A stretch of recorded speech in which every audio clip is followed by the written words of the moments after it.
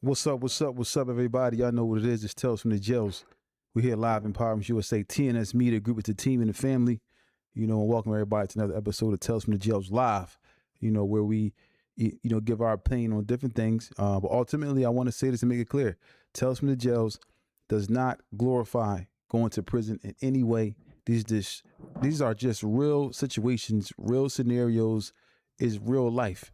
So we just here spreading the awareness to help deter individuals and people out here breaking law, to stop breaking law so they don't have to end up in prison or even worse, to be in the grave.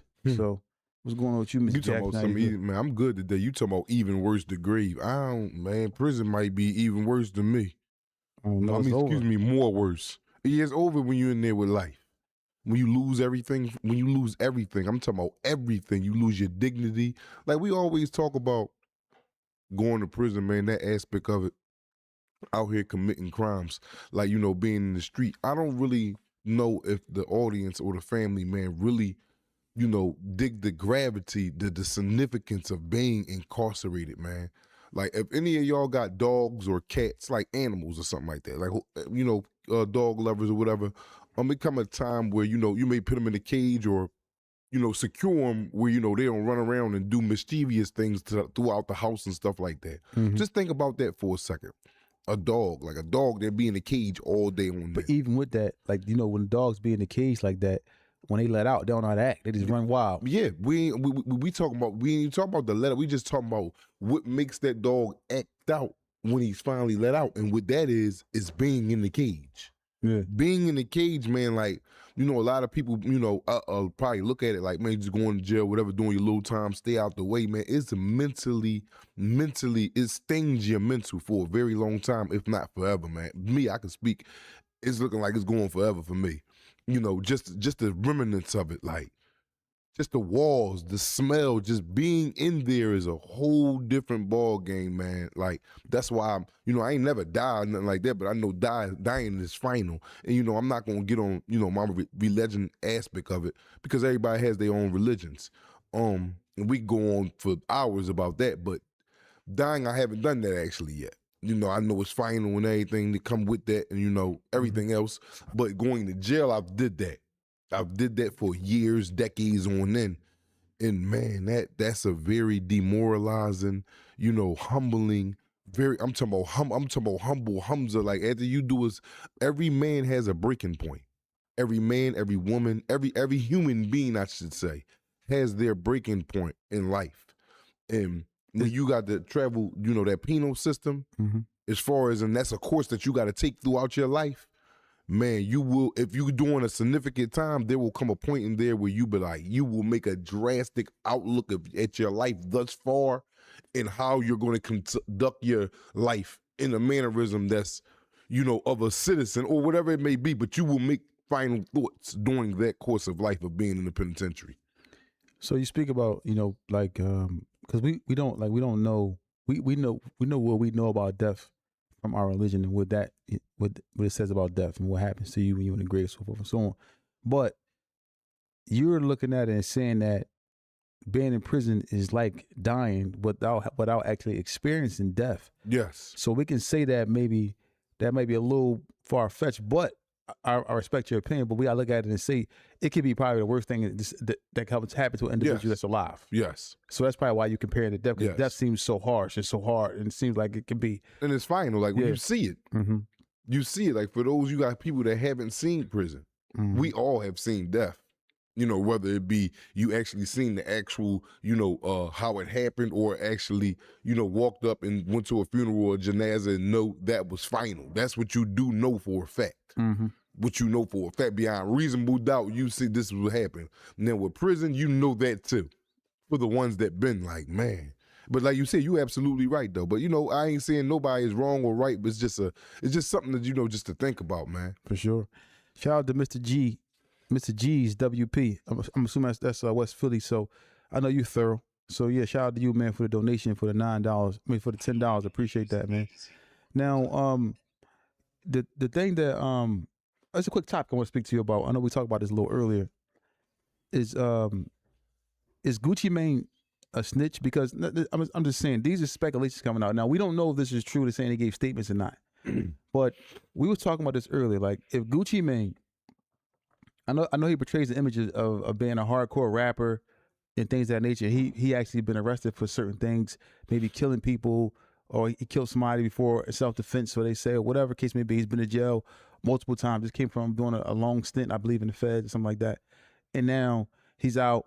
He's so-called living the life of a normal civilian. Basically, like, he's now trying to do business and things of that nature and stay out of the streets, where he's not promoting the street violence. He's staying with his wife and his kids and all these different things.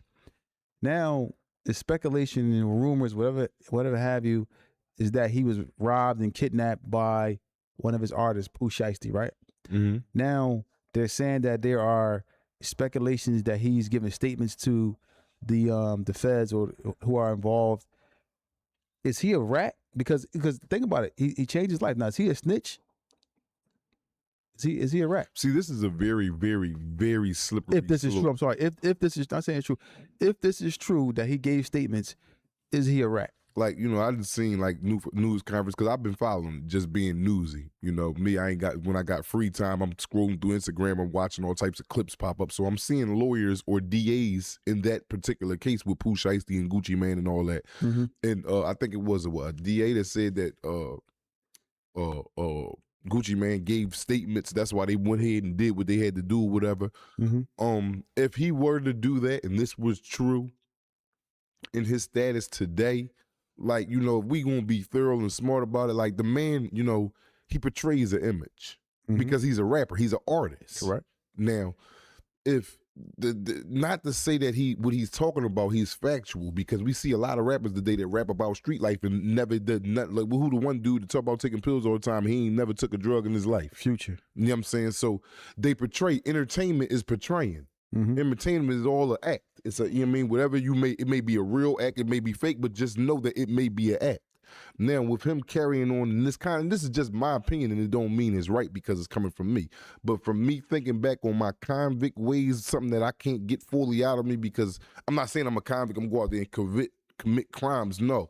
But I have a mentality that has been indoctrinated me for decades. So certain things I can't shed just like that. But now when I go back and say, do I think that he snitched? Now, again, like I said, he's an artist. He got an image to portray to make his money. And his line of work is a musician. He raps. Yeah, so he's a law-abiding citizen. Yes, go ahead. He raps, and I don't know him personally. I don't know if he because from my understanding, he raps about some real live gangster stuff, right? I believe so. Yes. You know what I'm saying? And if this is true, like he gangster and he does that, but like again, this is entertainment. That don't mean it's true because I'm rapping about it. Mm-hmm. The image that I have seen him, thus far since me knowing of Gucci Mane and who he is. Gucci Mane. Gucci Mane. I apologize about that, but my opinion, I think this man is a businessman, right? And by me thinking he's a businessman, and when I say a businessman, meaning legit, he ain't got no dealings, not to say I don't know what he do with his downtime, but what I could see of him being on TV, a star, something that people look up to, is music good people. A lot of people all over the country love Gucci Mane. Mm-hmm. So I'm seeing this as something that's legit. Yeah, we try to get him on the podcast too. I seen this something as legit. So now, him being robbed, if that was to happen, these allegations was true that they're bringing up against Pooh Shiesty and them, and if this happened and Gucci Mane took the route of, identifying Pooh Shiesty and them, Mm-hmm. you know what I'm saying? Like, it happened to him, like me, I'm gonna go ahead, like the man, like, he rapping about something. If he's rapping about these allegations and all that, like he's standing on, he's doing this and he did that, he out of pocket, he told. But if he's just a regular, when I'm saying that my raps is fake, I'm just making my money, but I'm paying bills and I'm a taxpayer and I'm as I think he is. Mm-hmm. Yeah, he's a bit man. Man, I can't call him. If he's not a rat, he's not in the streets. Mm-hmm. If this is the image that I'm thinking that he is, he's not in the streets. That's like if you ask me, not to cut you off, if Miss Ann get robbed out there and that all happened to the white lady in the studio, just a white woman, a period white woman. Did she get? Is she told? Is she a snitch? No. If she not in the streets and not doing anything, and she's not well, because you could say portraying the image is not being in the street. Because it's because I portray a bravado or image. To make money. That doesn't mean that I'm exactly. I'm just using this image to make me money. So that doesn't mean I'm in the streets. So people can get too confused by what you say out of your mouth. Right. And that can lead to people to have a mixed opinion about you and say, because you're saying you kill all these people selling all these drugs, and doing all these things, and then you get caught up and go to prison, or you get caught up in a situation where as though somebody rob you or kidnap you, and then you want to tell, it's gonna make people look at you a little funny. I want to say something too. Firstly, don't forget to hit the like button, please. Don't forget to subscribe, and don't forget to become a member if you're able to. Shout out to Salahuddin Sharif, $15.50 for the donation. We appreciate that. But yeah, so for me, if he's a law-abiding citizen and he's portraying an image to be a rapper or something that, because think about Gucci, how old is he, like maybe 40 something, I believe now? Yeah, should be in his 40s. He got kids. Yeah. You see, we the hell with that aspect. But hear me out. I don't know what he's doing and wherever he's living at in Atlanta, wherever he's at. I don't know what he's doing. But so if he's really like just a law-abiding citizen and somebody kidnapped him because he had an honorable contract in place with this rapper. So to say, I don't know what's going on before. So, but evidently it was honorable because he signed it. Yeah, so he signed it. This is a legal document. This is a legal document stating that we have a business agreement in place. And then the person is mad. So this, I'm just going off of speculations or whatever. So a person is mad and wants out of that contract, and now that person involves illegal activity into legal activity. So now we having a legal conversation of a legal documentation stating that this is the business aspect, and you bringing in guns into this. Guns, ski masks, and that's because he's wrong. So robbery, you know what I mean? So you snatching bracelets off and is Gucci Mane wrong for? If Gucci Mane is living a law-abiding citizen, a lifestyle, if we got the if there, parentheses, the if he's living this lifestyle and he went ahead and, and these allegations are true that he gave up these statements, he's not wrong. The police protect him. Taxpayers' dollars is you're protected by the police. Your taxpayer, the part of that, them taxes go towards the police force. So they're paid from your dollars that you work hard for, 40 hours a week, 80 hours a week, whatever you do, that is yours. Now, when you're on the other side of the law and your taxpayer dollars come from, shooking and jiving, shaking and baking, cooking and shaking, you know what I'm talking about? Your taxpayer dollars come from everything right off the top. You got to go get that man. If you told on him, you out of pocket. You's a rat. You live by a whole nother code. You ain't going by the code of the United States. All right, so I'm asking you this, right? This is a crazy scenario. Say somebody, they sell drugs during the day, but they got a job by night. Yeah, you can't straddle the fence. Ain't no straddling the fence. Time out. Listen, time out. A person sells drugs during the day, has a 9 to 5 at night. He get on the bus to go to work at 9, 10 o'clock at night. He get robbed. He ain't got no drugs on him, but he just going to work. He got 1 foot in, 1 foot out. If he tells, is he a rat? Yes, because he's straddling the fence. You can't be straddling the fence. You gotta be one or the other, bro. Okay. That's just it. You ain't gonna get because you do a little bit of hustling because you work too. No, nigga, you out here in these streets and you know what come with that. Okay. You straddling the fence. Ain't no if, ands, or buts. It's either white or black. Ain't nothing else. Okay. If he out there, I gotta agree with that. When he get off work and he out there shooking and jamming and bamming and jamming and coming up and then something happen and he tell, I don't care about that 16-hour shift you just put in and all that and got them taxes deducted from all that. Nah, nigga, your ass is a rat. That's just it. Yeah. It's either you over here or you over there. Ain't no, I was halfway in between both. Nah, ever. But now that you say that, we still gotta see if Gucci Mane is, doing these things. But he seemed like he's living a legal life, and now they kidnap him and put guns on. But then another thing I heard, I'm not saying this is true. I don't know. This is just all speculation for us. We're just speaking about it. Pooh Shiesty, his dad was supposed to have told or something like that before. Is that what they were saying in the media? His dad. Yes. They said he. Yes. They said that Pooh Shiesty's dad was an informant somewhere along the line. These are just allegations. I'm gonna look bit deeper into it. I don't really like spring, but I read that. They said that and you know, a lot of these things come out. I don't know if it's fake news, but they said the man told before. Yeah, because also I don't know, y'all in there, y'all probably could find it for me real fast. Man, family, text back in the chat, but Pooh Shiesty's dad has supposed to have been an informant already before this even happened. But I may be wrong. But pull it up for me, y'all. Yeah. And now, Pooh Shiesty, let's go to him. This situation now for him, he just came home months ago, right? A few months ago. I don't know when exactly he came home, but he just came home a few months ago. He get this case. Feds is all over it.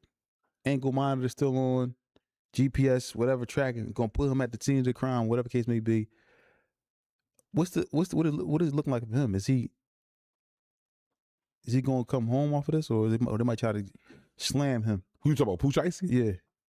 Hold up. What's the question you just asked? You all right today? Yeah. All right. So he I said Pooh Shiesty at the scene of the crime. He supposedly did this thing whatever to Gucci Mane. So they arrest him.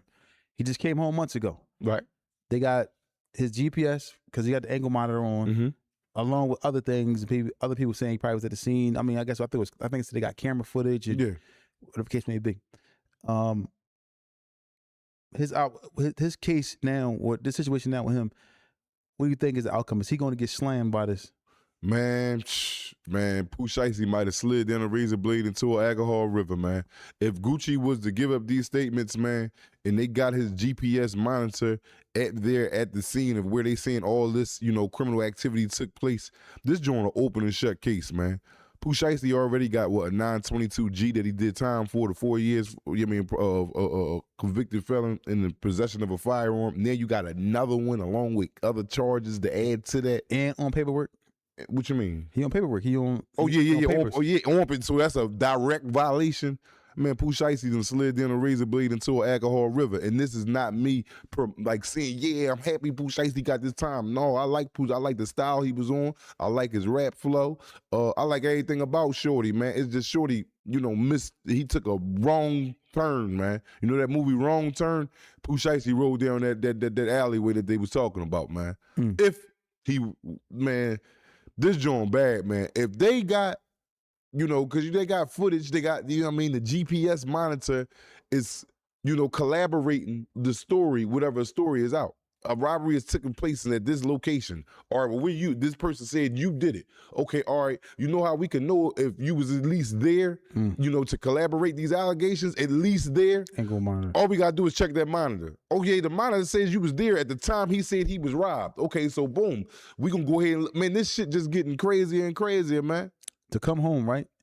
And for me, like, I don't know the stipulations of the contract, right? I'm not sure. I don't know what's going on. But once you sign an agreement with somebody, that's it, bro. It's upon you to honor that contract, whatever it may be. You can't say, yo, let me out of contract or I'm going to kidnap you and rob you. What you going to do? No, you can't do that, man. Especially when you're dealing with money, man. When you're dealing with money, I ain't never had no situation where I'm assuming that when you're dealing with some, some cash, $20,000, $30,000, $40,000 or whatever better, we ain't talking about no $200-$300. Yeah. $50, back room talks. Take this little dub, and I'm dub meaning $20.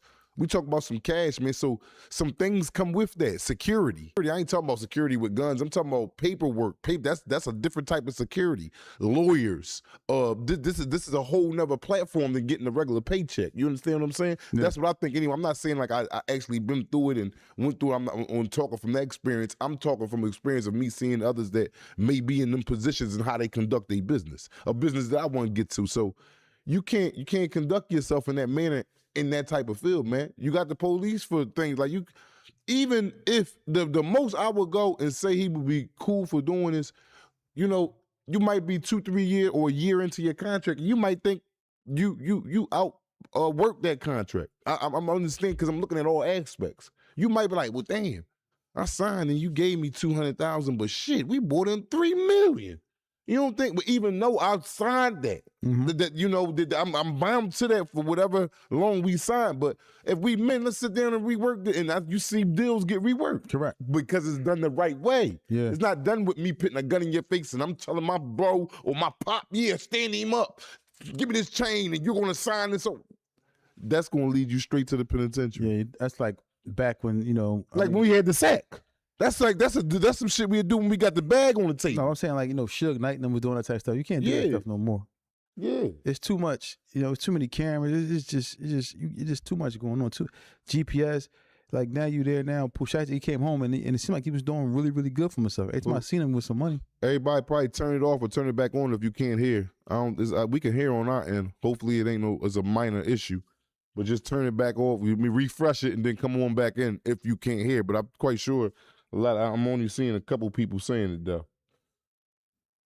You know what I'm saying? But yeah, man, that's Pooh Shiesty, man. I'm not saying what I'm saying is correct and this is going to happen to him. I just know a little bit so I could give y'all a little bit of information. And a little bit I know if these allegations are come to be true and Gucci do go in there and tell on that man, whether, Gucci man is a rat or a civilian, regardless of what side you picked in that question, Pooh Shiesty at the end of the day did it to himself, man.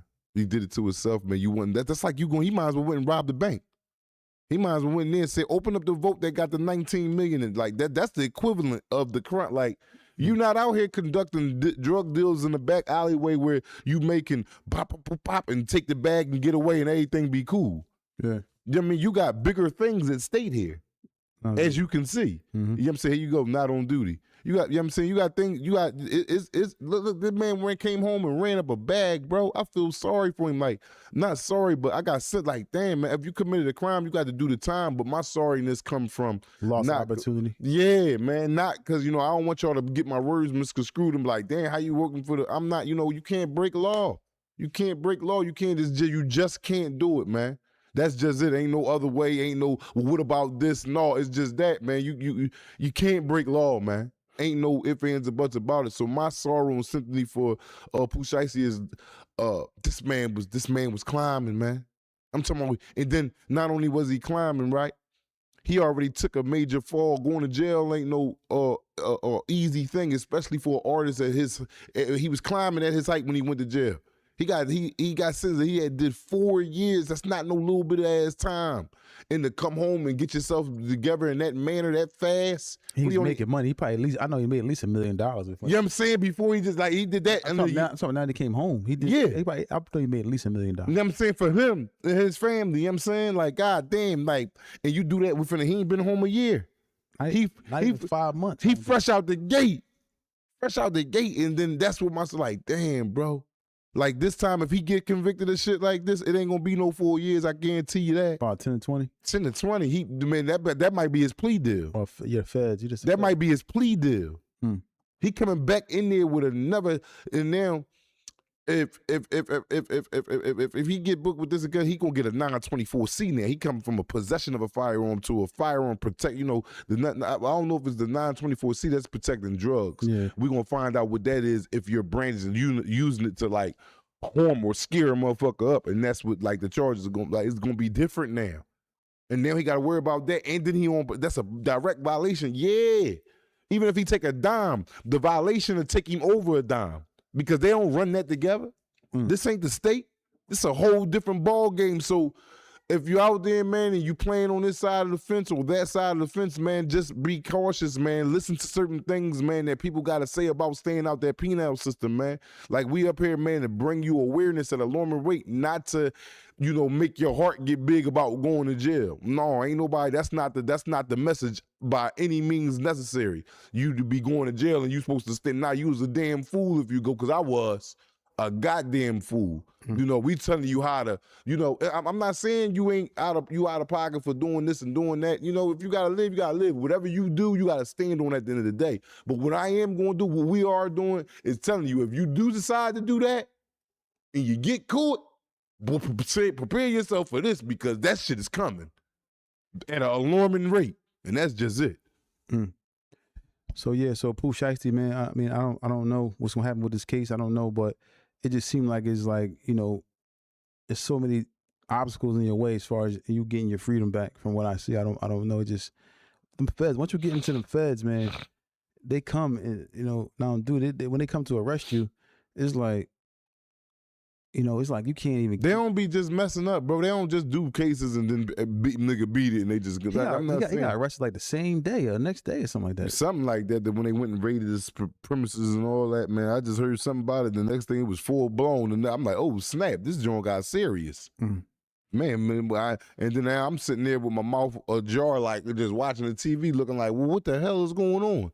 Because I can't believe it. Like I'm, as we say, these are allegations. I'm not saying he did it. But for to even be in the atmosphere to where as though you could be even, blamed for doing something like that is crazy, man. You understand what I'm saying? Mm-hmm.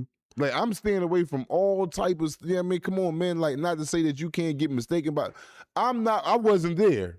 Yeah. I'm not going around that. And like I told you before, if I decided I wanted to do that, I wouldn't have been there. Come on, man. I'm not saying do that and that's how you go about doing it. No, I'm not saying none of that. If I chose that route, I wouldn't have been there. That's how much jail would have set me straight the first time around. Another thing, I don't be knowing the actual situation that's around these actual allegations or these scenarios, but this other rapper, Offset, he supposed to got shot by somebody, and they saying that he told. Now, I ain't hear that.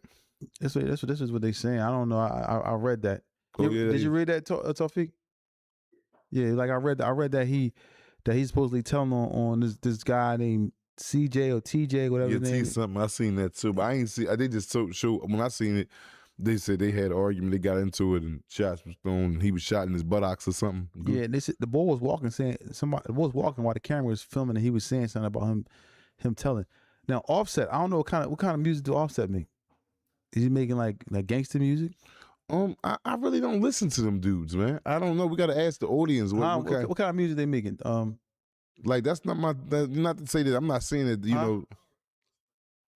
All right. Well, did you ever listen to anything that he made? Was it like gangster or was it like just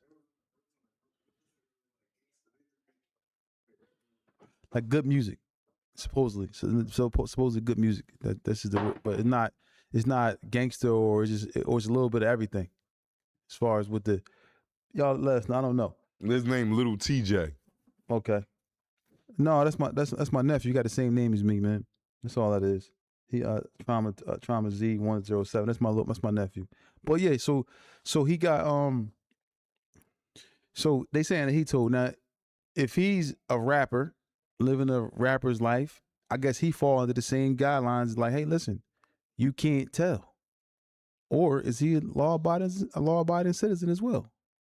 Man, if he listen, it's not this is not hard. This shit is A-B and this shit white and black, bro. If he's up there portraying and he ain't out there living that like that make it wrong though. Because a person gonna look at you wrong, but a lot of people get up there, artists, and they portray something that they ain't, and by them, that makes them blow up by talking that street lingo. But it's a lot of dudes that talk that street stuff and ain't street.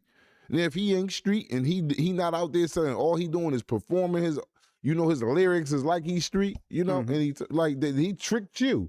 Cause now he told on your ass. He really a law-abiding citizen. He tricked you. That nigga was never gangster. You blame it on your goddamn self. Is there anybody that we know that's in the hood that was like, I don't really know. I don't really know anybody that was like a law-abiding citizen that got robbed. I do. Old heads robbed the store back in the day. Not laughing at it, but they robbed the store back in the day. And it was an old head that we knew in the hood. But he ain't tell. Old head ain't tell. He ain't tell. But it's just unfortunate because these type of scenarios are going to keep happening. It's going to keep happening, and people are going to keep trying to take things into their own hands. When you have a contract or have a legal document in place, it's always best, for my opinion, to make sure you have a lawyer there to assist you in actually reviewing the contract before you sign it. Because at the end of the day, business is business. Once we have an agreement in place that we all agree upon, then it makes sense. Because I'm not trying to make this as a religious thing, but for us in our religion, a contract is not valid if the contract just supports me and doesn't make you happy, or vice versa. The contract is for you to make you happy, but make me unhappy, then the contract is null and void. So I think that people got to really have, you know, some type of agreement in place to where the contract, it makes sense for everybody, because at the end of the day, the goal is for everybody to get money, but people can be greedy. And I can understand his frustration, but the way that he may have went about it, if that's the true what happened, you went about it all wrong, and then you ultimately see that there's going to be consequences behind what you do and how you do it. And now Gucci Mane is in his crib, mansion, whatever he living at, condo, whatever he got going on, whatever he has, he's living over there with his wife and kids, and now you're locked up in the cell with Big Bubba and all of them. But that's the price you got to pay. And that's not an even trade-off. No, nowhere near it. Boy, you talk about that's not an even trade. You just came out here like wearing what you wanted to wear, drive what you. I saw something where he had like all his cars and video, drive what you want to drive, you know, and then you're on house arrest, and they still let you go wherever you want to go. Because they know you got to make money. They just want to keep a GPS on you to make sure you're not doing nothing. That's it. You got all these things in your favor, and you go throw it away behind a contract, and you still making money. Well, you could let your lawyers deal with that, or even come, like if that's your man, yo, yeah, man, I want to know if we can rework this. You know, I paid this back, I recouped all this. Can we just rework the situation and fix it? 9 times out of 10, if that's his man, he gonna rework that contract. Because the ultimate goal is for us to continue to make money. I can't hold you hostage, and if I do, you sign that contract. So you gotta really, you know what I mean? Really be mad at yourself, honestly. Yeah. But I would feel the type of way too, like that. You got me in a situation, a bad contract, you my man, and you ain't trying to let me out. It's not fair. That's not conducive to our relationship. You know what I mean? In my opinion. Yeah. But ultimately, this situation is crazy. Now, you've been in the feds, right? For a very long time. How is it for a high profile inmate that come walking through? Because you was up there with Big Meech and them too, wasn't you? No, I wasn't never on the yard with Big Meech. He was at Raybrook when I left. Okay. But you've been in there with like high profile people come through and so forth and so on. And how are they treated when they walk through? Well, like I said, then again, you know, the feds is different. It's all about where he from. Like I told you a scenario about how I think they might be carrying Puff. Puff is in a New York car. The whole New York car was out on the yard when Puff got out that R&D room and walked on that yard. Ain't no niggas from no other city 9 times out of 10 talked to him before New York niggas approached him. So it'd be like that. You be embraced by your home until, you know, either some funky shit come out on you. Either you got some dirty paperwork, or you just got some funky shit going on. So your stature doesn't matter. It doesn't matter that you're Sean Puffy Combs. No, it's going to matter. It's going to matter even more because of the homies going to want to protect you more because, man, at the end of the day, man, niggas in jail is looking at it like, damn, man, he ain't here with us, man. He can help us out. Man, it's a bad place to be. 9 times out of 10, if it's 40 niggas from Philly, out that 40, 25, 28 of them niggas ain't going to the store. So I'm like, well, shit, the homie on the yard, he gonna make sure everything cool. Like, that's just how it go, man. That's just, that jail shit is just a whole different type of ball game, man. You gonna have niggas kissing his ass on the low, bojangling, sucking up, to see if, they can go ahead and get on his good side to see if they can get their hand hit. You gonna have niggas to see if they can light press him that don't know him. Cause, niggas, this is the first time niggas probably ever gonna be around Puff ever. That's from New York cars. Yeah. What's up with Puff? I wanted to be there. Yeah, I got pictures with Puff. Never gonna see Puff ever again in life.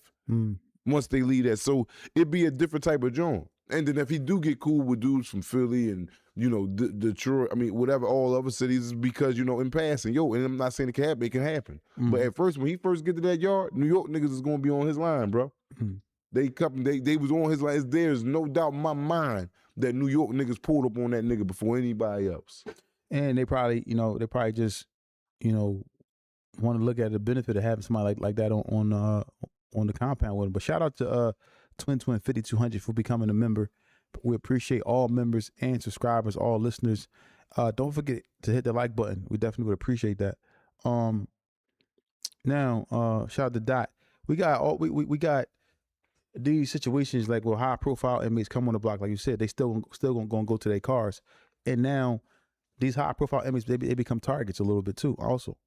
But they'll be protected, but they are targets. Yeah, they definitely because they got some money. Majority of everybody in there is on dog shit. broke. So the feds ain't like what it used to be back in the day. Especially if we talking about just the feds we talking about the feds. We ain't talking about the state facilities. mm-hmm.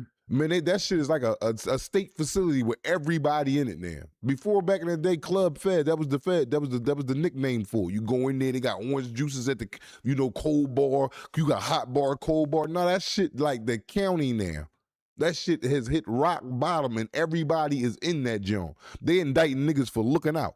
You give him 7 years, you was on the corner. All you did was talk to yell, hotta, raw. These is code names for the police. This nigga got a dime. Damn. What the hell? They got anybody in there. So, you ain't dealing with a caliber of dudes in there no more that got a lot of paper, so it ain't nothing when a nigga land hit the yard, he got some paper. All right, yeah, you too. That's it, but not it ain't that. It's like, here you go. Come on, y'all, everybody. Not to say ain't gonna be no genuine dudes that he meeting there that care about him or, want to create a genuine friendship with him.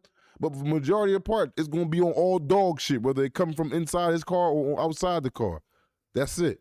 When high profile, people that supposedly had that bag come inside them motherfucking cages, man. That's just it. Let me ask you a question.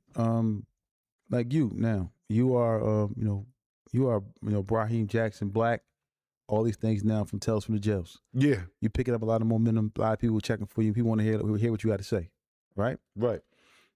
God forbid, you go back to prison. If you was to walk back into the prison walls and you walked in, how would you carry yourself would you carry yourself as a celebrity, just avoiding people? Would you just be? No, I would be the same person I am. It's something that's just in me. I'm not, this even I haven't even took effect to, I'm just a regular dude, bro. Okay. I'm a regular dude. I'm not sitting here. I just got a platform that I got helped out by some good friends of mine, man, such as yourself, man, to get on this, man, and talk to the audience with you, with you. Like it's not nothing to me.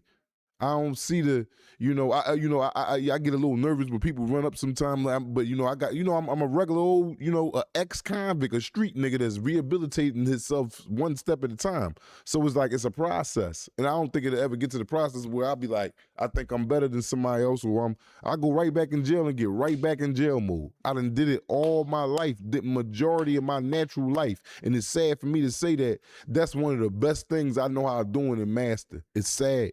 It's sad, man. I hope a lot of y'all don't have to go through that where you be sitting on somebody else's couch trying to get or whatever the case be, how you convey your message to whoever is listening. But it's sad, man. It's sad. The most I can tell you, I can't get on that computer and give you the breakdown about Apple and all this and that and this and that. But I can sit there and tell you hours of conversation about a penitentiary. That's shit corny, man. I'm talking about immaculately true, factual. Like what the hell is that going to gain me? Hopefully it gain you from having to go. Another question, God forbid this happens. Say you somewhere and then somebody want to see you and try you and say, I robbed Black. You telling? What you mean? You're a law-abiding citizen now. You done with the crime. You're not going back to jail. Okay, but what you mean? And like somebody was walk up to you and attempt to rob you or something like that, would you tell? And I tell on him? Nah, I ain't. It's just something that's in me, man. It's just, you can't, once you got this in you, it's not no taking it and putting it in. It's a turn off switch. Yeah, I feel the same way. Me, I'm not going to be, get robbed and then the police got me and then I'm seeing this picture because I'm still a human. I still got ways in me and I'm going to be looking at this picture with like a girl on my face like, he was white and I know he was blacker than me. You know what I'm saying? So, and that's just, my mindset. I'm still a changing man, a work in progress. I'm a human being. I got a lot of flaws, a lot of mistakes ahead of me before I get to a lot of good stuff that I got that's about me that I'm trying to bring to the forefront. But yeah, if a nigga rob me today or tomorrow, man, don't think that shit's sweet. I'm on your ass. I'm fucked up out here. I need mines. Yeah, I'm on your ass. So you resorting back to, old Black. I'm just saying, you took from me. I'm not going out here doing it on my own. I'm getting up off my face on as I'm doing it. But you come take that from me and I know where you hanging out at now. I'm not going to go get the police and say, there you go right there. Okay.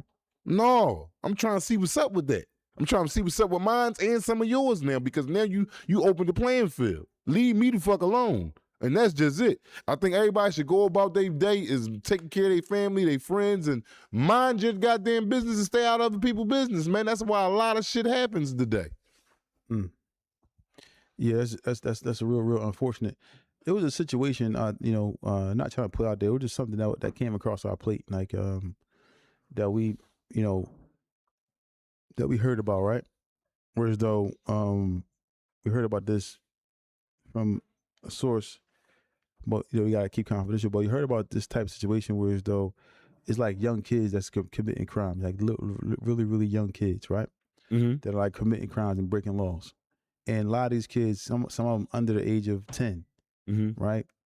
And these kids are so young that they can't even place these kids in certain prisons or certain jails or certain facilities because of the age. At what point do you think a kid should be held accountable for their actions and what they do out here in the streets? The motherfucker should be held accountable from the gun bus. Soon as they come to common sense, 5, 6. That's the way. That's not common sense at 5. I mean, no, that's not common sense, but that's when you start learning it.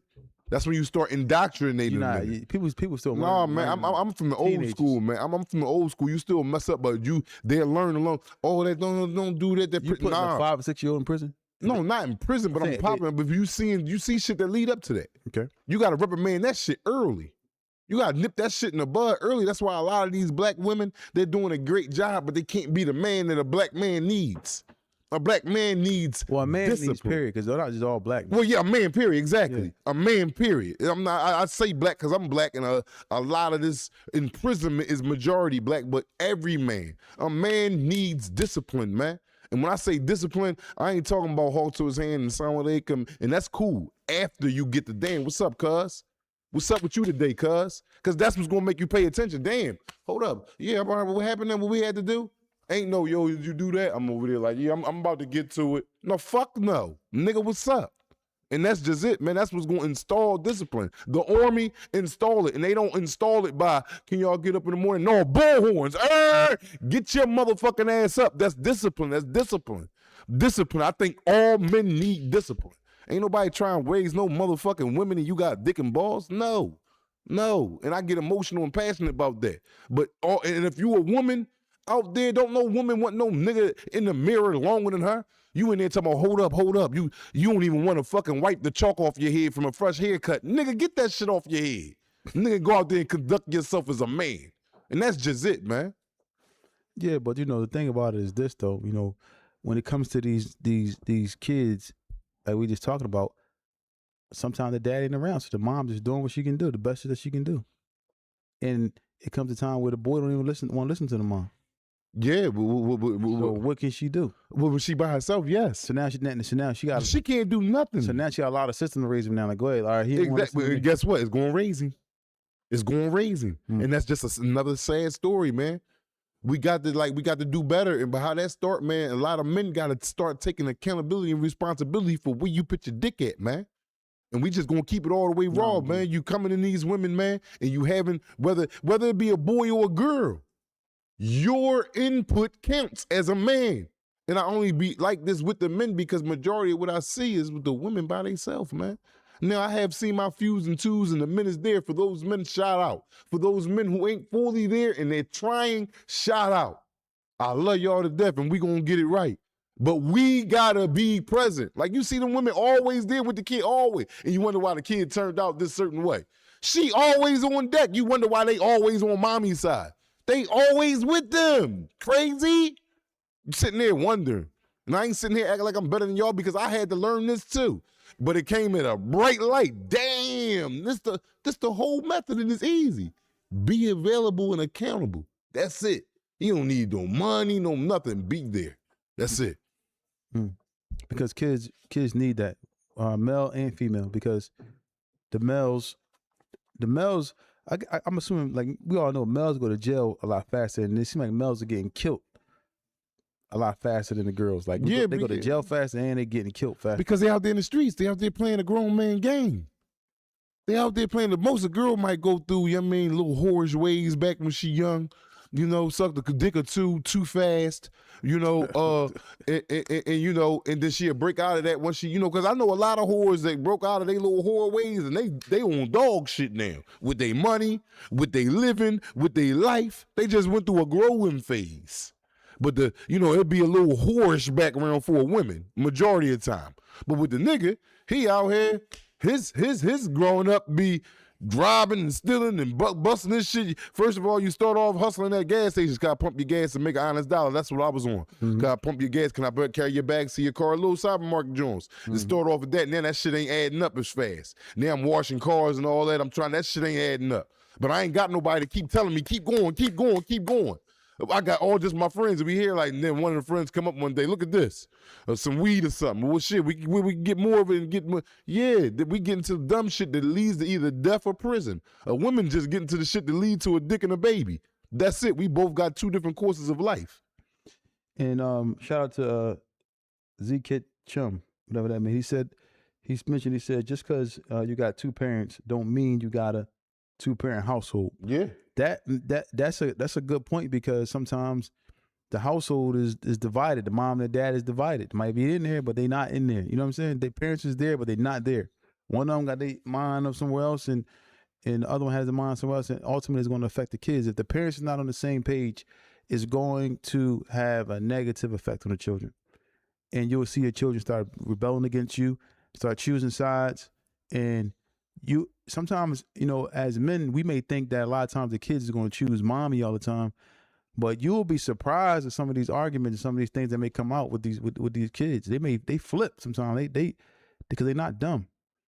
Sometimes when they small, they can be manipulated, but when they get older and grow in age and become teenagers, they can see through all the BS, whether it's with the dad or the mom. Mm-hmm. So we gotta be very, very careful with our children. And ultimately, we all want what's best for our children, and that's just where I'm at with it.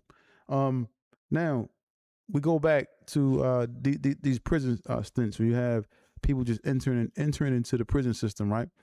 Fresh off the streets, they have some type of stature, some type of things going on. When does it really hit them? Like when does it hit them? Like a lot of times, like, damn, I was out there doing good. Does it hit like as soon as the cuffs go on, or when they get to that holding cell? Or after a couple of weeks of the being. No, that shit don't hit them until they lose that trial. Because, they got the money to bond out or whatever the case may be if they did something that they can't receive bond for. Pooh Shiesty can't get out. Well, with that damn Pooh Shiesty know what he in for. Pooh Shiesty got a little bit better understanding than anybody else that's from like a celebrity status getting incarcerated right now. Pooh Shiesty still shitting out burgers from the chow hall. He ain't been home long enough. That's what we said. We call a nigga that come back to jail under a year. Nigga come back, damn, what happened cuz I violated? Damn, you still shitting out Sunday meal that we had down at the chow hall. You ain't been home long enough to, to get the jail out your system yet. I still smell the swab, nigga, that we got on commissary up here. You know what I'm saying? You ain't been home long enough. You know what I'm saying? So he's still indoctrinated with prison. That's why it was so easy, if he did it, to commit an act that may land him back in there, if he did it. But he's still the only thing now comes from him is like, damn, back in this motherfucker already. That's the only joint he got. But as far as bidding and getting acclimated, nah, his bed's still warm.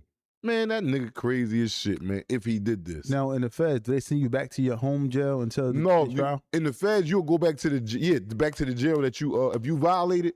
See, right now, he's not going to go back to a jail right now. He has a federal case. So he's going to be down at the, basically until he's done that case, yeah. In the city where the crime took place. FDC. Yeah, okay. FDC, at detention center.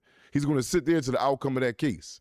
They're not gonna send him back up, to serve. He's not going to get a violation until after if he lose the case. So he got to sit there, right? Let me ask you a question. So say I'm on federal parole, right? Yeah. And I don't know how much time. How much parole?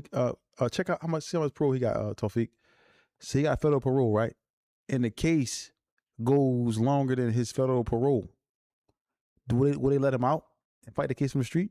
What you mean? I don't understand. What say Pooh Shiesty, he got 2 years parole to walk off. 2 years to walk off.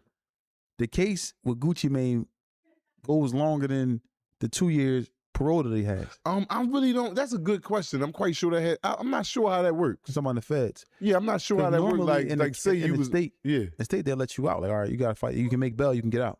Or because you off of parole, you ain't never got convicted while you was. It might go like that with the state. I just want to, fact find that check because it makes sense. I ain't been convicted of nothing. Yeah, I'm just being held. So I'm fighting this robbery and his gun charges. But I think I heard niggas in the state say, "Damn, I hope I don't fight this case until after I get off parole, and my parole my date coming up when I get off." Yeah. So I think that you'll get off if you wasn't convicted first. Or does it stop? Does your probation stop until the outcome of the case in the feds? They might say, let's hold up with everything. But now they can't. Yeah, have you can't do that because if you beat it, and you've been in there 9 months, you saying that 9 months don't go nowhere? That's what I'm saying. Yeah, like you mean I beat this? That was wrong. They falsely accused me. You see, I beat it, so you got to give me my 9 months that I was in here for. Mm-hmm. So, but I got a fact find that it's definitely a way how something get played out in that. You checked it, Tawfiq? Yeah. So you check that for see how much parole, how much time he had to walk off, because he could be looking at it like that, man. Maybe I got a year to walk off. I could be out to fight this from the streets. But those type of cases, the feds, do they let you out with them type of armed robbery cases and all that? What? Well, we got to put a house up. You can't put no money up. So yeah. Yeah. The 9 times out of 10 you ain't getting no bail. You see, Pooh ain't getting no bail because he on parole. But he on parole. Yeah. But it's 9 times out of 10. The only one that got bail so far was the pop, right? I think Dad did. Yeah, he got that because he ain't been in trouble in him long. He already old as shit. They put an ankle. They gonna strict monitor. You know what I mean? Yeah, they ain't worried about him running nowhere. Did they get 30 bail? I don't think he got one either. You see, none of them got nothing. Yeah, nope. Sitting here and fight that joint. Shout out to Free New Africa. They said automatic military draft registration takes effect in December. What y'all think about that? The last draft Ricans and blacks died the most.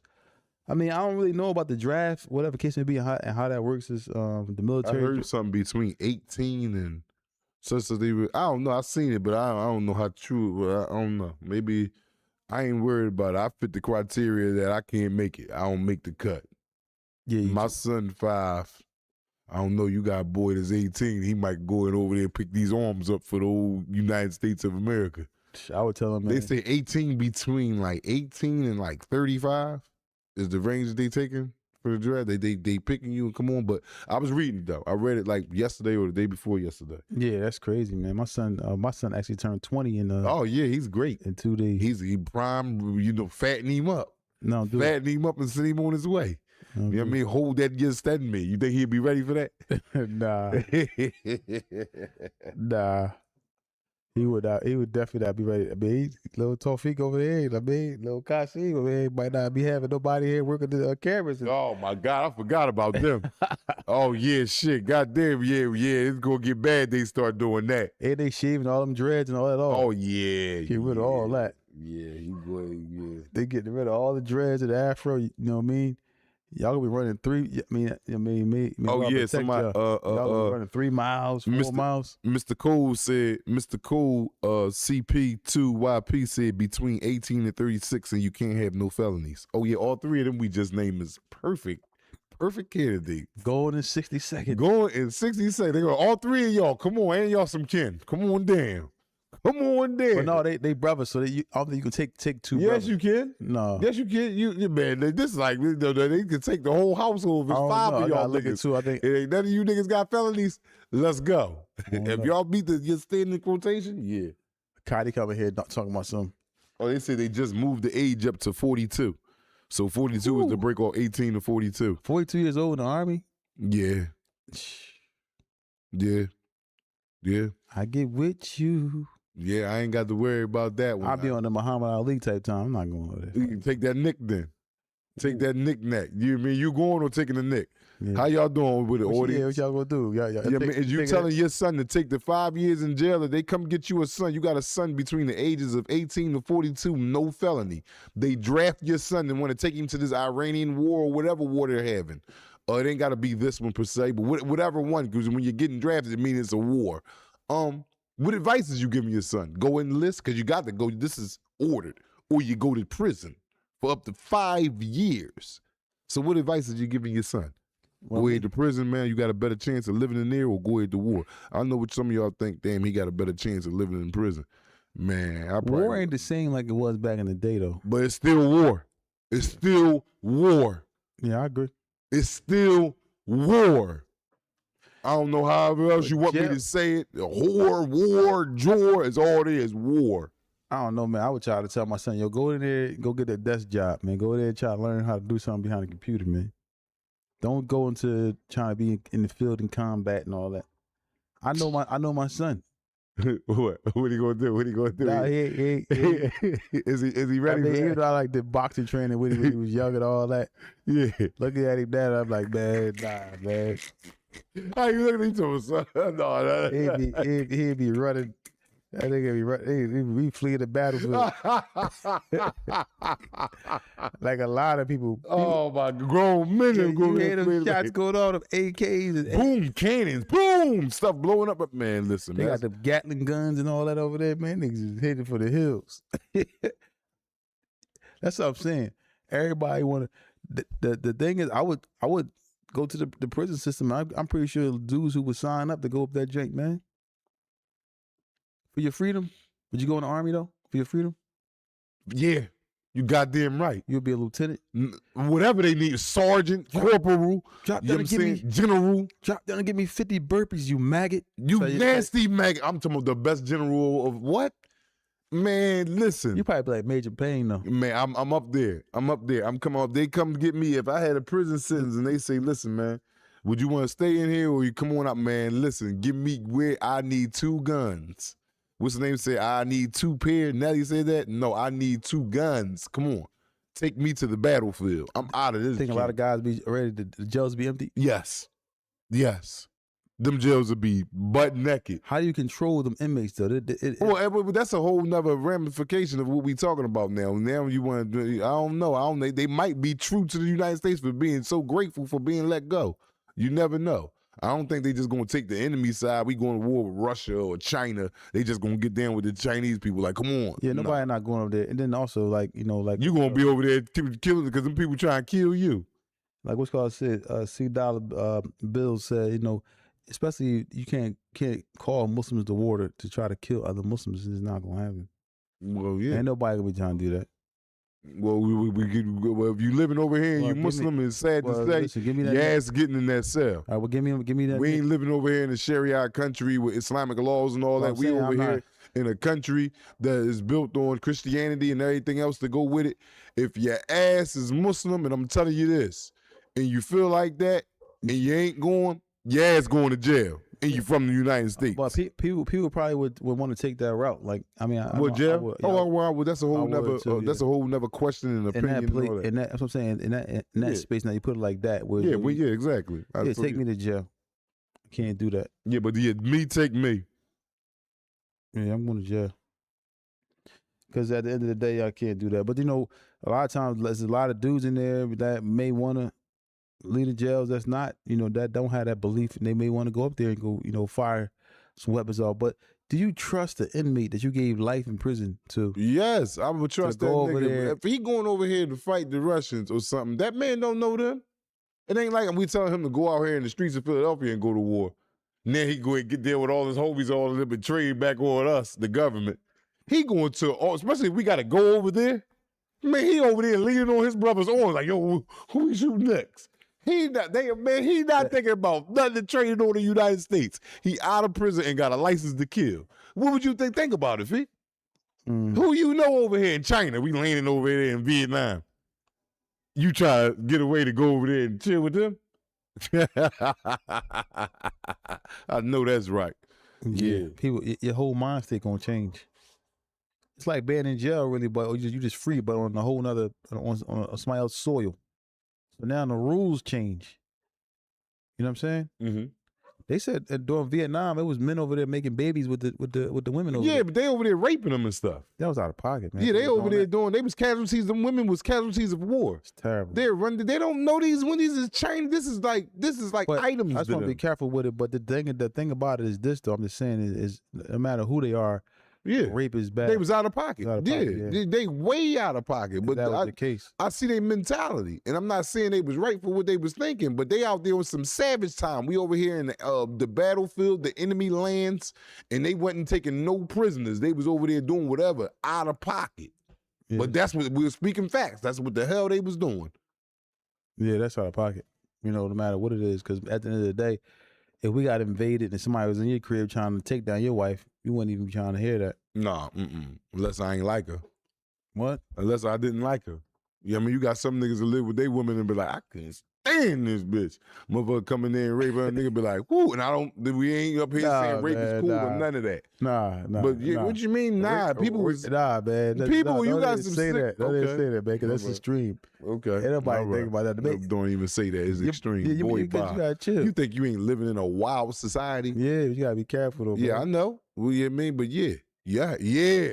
Nobody's gonna feel comfortable with that happening to somebody that they love. Man, you gonna have some nuts and loony. You think everybody is living somebody together? You love, that's to the extreme. Yo. Man, you got people that's setting up the girl, little Caucasian girl that just got called by the police, and they was like, "Come to your house. Your husband was just murdered." She come jump out the car, for real? Who did it? Oh my God! Whole time she set it up. People was living together, miserable, and hate each other, and just wearing it. You talking about some nigga? You know they doing that. Yeah, I'm just saying. Talking about some like you don't know you don't got a goddamn clue, like you come from Mars. I agree. Get your ass out of here, man. You talking about some I agree, but what I'm saying to you is it's just unfortunate, you know. Mm-hmm. But but just to have something like that happen to somebody you live with, that's messed up. Now, as we go back to the little kids, like we know these little kids committing these crimes. 10, 11, 12, 13, 14, 15. These kids is committing, I don't want to use the word adult crime because you could say this is adult crime, but no. These are heinous acts these kids are creating. Like, it was something I saw, man. A little girl, she was walking and I think she got hit by a mistaken identity. The guys hopped out on her and shot her. It was just a girl. We saw the footage. Oh, yeah, in Philly, 60th and Market, man. Yeah, like, this is a little girl, and I'm pretty sure these young guys who walk, these young boys who supposed, or whoever did this. Yeah, man, you all right? Mm-hmm. It's some little kids that did this. They killed the little girl, right? They killed the little girl. Mm-hmm.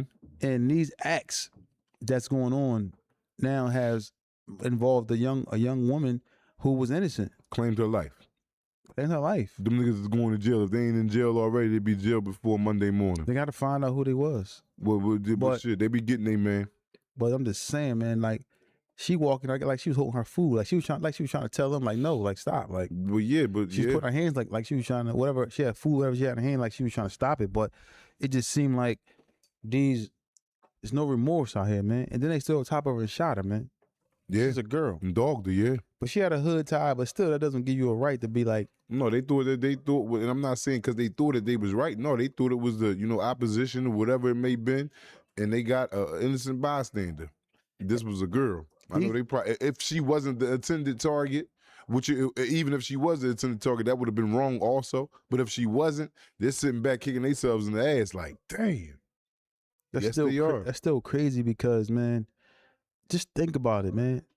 Even if that was the boy that they got, this is little kids with these crazy hyped up firearms that are running down on other little kids and killing them. Getting them out the way. And then coming home. Playing a grown man's game. Coming home to mom and dad like they don't know nothing. Mom and dad in the crib, sitting in the crib, watching TV, or mom and dad coming home from work. They got the other siblings in the house. Next thing you know, boom, the door kicked in, and they like, your son wanted for a murder. You like, hold up, he wanted for a murder? I ain't know. Yeah, he wanted for a murder. He 15, 16, 17 years old. 14.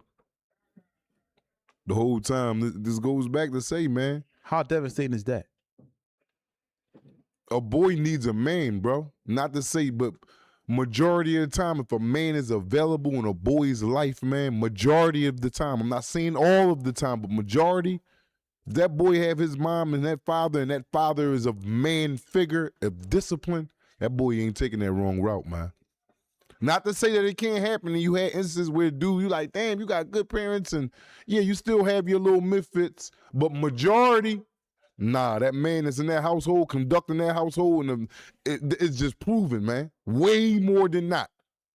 If you got a man that's on goodness, righteousness, And my righteousness is not following any type of religion. No, righteousness is speaking in the court and being a man and taking accountability and ownership to good and wrong. And that's just it, man. That's my righteousness. I'm not, because it can get tricky with I'm Muslim and I'm Christian or I'm Buddhist and my righteousness means that. No, we gonna put that to the side right now. The righteousness I'm talking about come with integrity and honor as a man.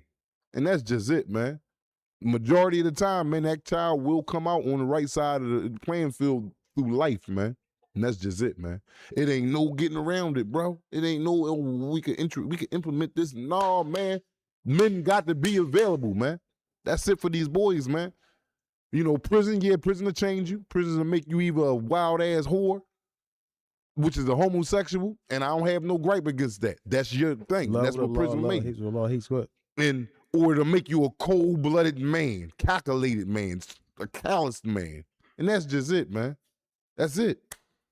You know what I'm saying? So we need more men on deck with these boys, man. That's the beginning to solving this problem with these young men, man, that's raised by a bunch of these women and not getting properly. You think they don't think there's no boys in there that had both their parents that's in there? I said that at the beginning. I said, yeah, you have your few misfits. You have your few, but majority of a man is involved, bro. Out of every 10 boys that got their father and he's not on bullshit, because just because he around don't mean he on righteousness, like I said. He could be a drunk, just in the house, just in the fucking way. His absence is not missed. But just because he around don't mean he there, but he not there. Exactly. No, we ain't talking about that type of nigga. No, not at all. We talking about a man, a grown goddamn man. That's what we talking about. And we need more of these men to be accountable for their sons, these boys, man. And their daughters. Yeah, and their daughters. But we just talking about the boys, because the boys is the ones that's running around out here doing the most of this crazy shit out here in society right now. We're going to get to the girls in a minute. You know what I'm saying? But right now, this ain't about baby girl. We got them.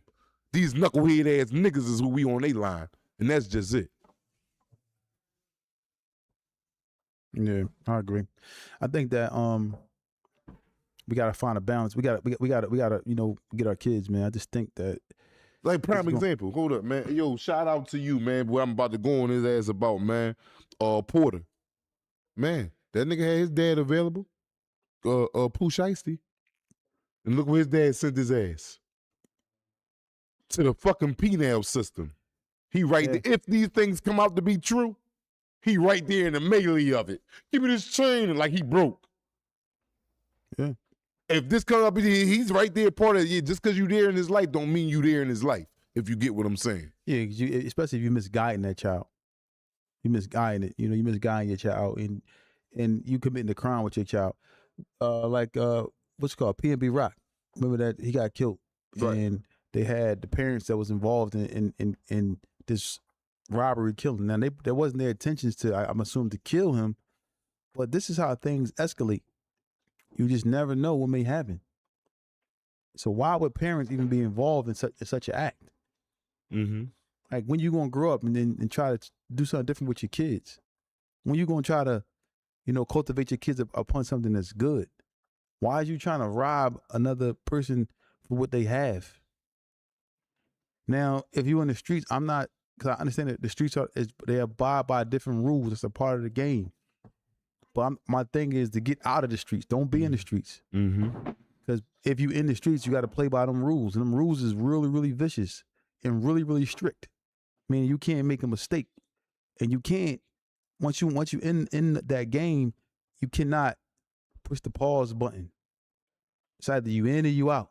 And then sometimes once you're in, you can't even get out. Because if you harm somebody's family or harm somebody's loved one, you can say, no, I'm done now. I'm about to start working for SEPTA. They catch you driving that bus, they run up on that bus on you. You know what I'm saying? But the thing now I see a lot of dudes do, which is good too, a lot of dudes change scenery, those who can. Move to a different state. And that's working out. That's working out well. Start all the way over, because now you have removed yourself from an environment that could have been detrimental to your health and your freedom. And I don't just go off of like what you're saying, because what you're saying is a fact, but we go off of it because we actually know people that was out there in the streets with us, that moved and left and doing right. I'm talking about thriving in a great manner, righteous, as I like to say. But a part of his rehabilitation to becoming to what he is now was that move. along with everything else that he implemented to go with what he's doing. He got his wife on the right track. He's taking the necessary steps to better himself, and moving was a part of that. Yeah. Yep. So for me, in this whole situation and what I in all these situations, from what I see from him, it's just that all together we just got to do better, everybody. And two, another thing I want to say, women, you have to allow the men to raise their children, the girls and the boys. You be stuck on that. I heard you say that about 8-9 times. You tell me that a lot. It's the truth, man. Because you think a lot of these women get in the way of raising these boys? Because sometimes, yeah, because their emotional factor, they still got a problem with the with the kid's father because of something that happened between them. So their ultimate goal is to try and derail the relationship of them with the kids because they're being selfish. My way or the highway. Oh, my son can't go over there and be around her. Or my daughter can't go around here and be around your girl, or whatever case may be. These are all just conversations that need to be had. And once these conversations are had, people can move forward in life. But you can't put your feeling on how you feel and put that on everybody. You know what I'm saying? You can't make the way you feel and put that on you. Now you stay away from these people and let the kids and everybody else have their own relationships with these people, how they want to deal with them. But you just can't put your stipulations and say, "Oh, well, I'm they my kids." A lot of times, in this, that's not every woman, but a lot of times women always tell men that it's their kid, it's my kids, it's their kids when it's time to make decisions and all this stuff for them. But it's the man's kid when it's time to pay for them. You know what I'm saying? I want to answer this question, not answer, but I want to ask you this question from one of our family members, Dark Skin Beauty. She said, I want you to answer this, Feek. She said, I just found it intriguing to read this. She said, what do we do when the father only worried about you and not the kids? So if the father's only worried about you and not the kids, that's a problem on his end. Now I'm gonna speak to him. Yo, if she moved on, bro, and you can't get her back, you know what I'm saying? Whatever the case may be, you gotta take that on the chin sometime, man. You know what I mean? We all been there. You gotta take it on the chin. Sometimes you gotta understand what's important. What's important is the kids, and making sure that the kids is cool. I know it's a hard pill to swallow when you may love somebody, you may feel some type of way about somebody. It's a tough pill to swallow, you know. But all you can do is speak your spill, and if she ain't buying it, you gotta keep on moving and do what you gotta do for your children. You know what I'm saying? For real, because at the end of the day, the only person gonna be hurt is them children. You gotta, and parents and people can be selfish a lot of times, man. Just worrying about themselves, and like you said, people be in jail ain't worried about the kids. They trying to find out what the baby mom doing, or the girl doing. Yeah, she's like, yeah, you know, he doing bad in school. Yeah, well, what you doing? Who calling your phone? They ain't even worried about. And then a lot of times, dudes do the same thing out here on the streets. They want to be involved in a woman's relationship with her ex, or I mean, with her husband, her new boyfriend, or husband, whoever it is, and ultimately, you forget about the children, and the children sitting there with their hands waving like, hey, I'm right here. I'm doing bad in school. I'm hanging around the wrong people. I'm getting high. I need therapy. I'm having sex now. No, they sitting there waving their hands, showing you all the stuff that's going on. I'm out in the streets running. I'm out all times of the night. Mom and dad, I'm over here. But y'all just so busy beefing and quarreling about what y'all want that y'all forgetting that the kids is sitting right there, clapping their hands, jumping up and down, asking for help or need your help. So we can't be selfish and worry about what somebody else is doing and what somebody else got going on. You got to just do what you got to do for the kids, and you won't feel better about that because your relationship with your kids is going to get stronger. I agree. I totally agree. Yeah. So put your kids first. You know. But another thing I want to say too, which is crazy, which can be. You got to be careful who you involve in your business or your family, because everybody don't want good for you and your family. People, if you got an issue with your wife or your husband or whoever you got, people got boyfriends, whatever. This is the world we live in. So and girlfriends. So if you got to be careful who you put into your business. 9 times out of 10, you want to involve people that kind of got that got love for you, or kind of got the same thing going on as you, as far as who has a family structure, because they can see things like, all right, their goal is like, we understand the importance of keeping a family together. Because sometimes when the family becomes divided, the kids become divided. You know, and you don't want that. So you be careful who you involve in your business, who you have around your children, who's giving you advice on how to deal with people and deal with, because everybody don't want good for you. You know what I'm saying? Mm-hmm. And shout out to Los Dinero 2789 for becoming a member. We appreciate that, man. And don't forget to hit the like button, y'all. We appreciate that as well. So we're about to get to these calls real quick. Start taking some calls so we can talk to y'all. But my thing is, we got to find a balance and stick together, man, and try to be better for ourselves and be better for those around us if we really care about ourselves and those who love us like our children. And another thing too, man, I want to say this. If you have a wife or this is where we live, people have girlfriends and wives and people they care about.